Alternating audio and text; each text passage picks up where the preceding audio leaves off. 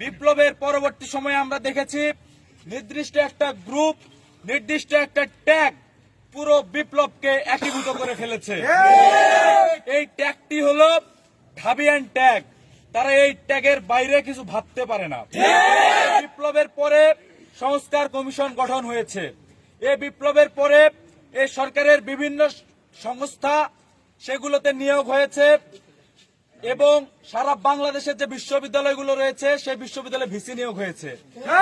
ইউজিসিতে পুনর্গঠন হয়েছে, নিয়োগ হয়েছে। পিএসসি পুনর্গঠন হয়েছে, নিয়োগ হয়েছে।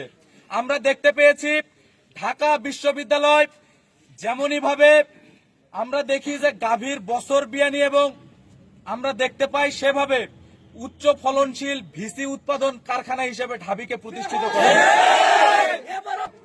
আমরা আজকে রাজশাহী বিশ্ববিদ্যালয় থেকে জানিয়ে দিতে চাই, এই বাংলাদেশকে গড়তে হলে ডিসেন্ট্রালাইজ বাংলাদেশ হিসেবে গড়ে তুলতে হবে।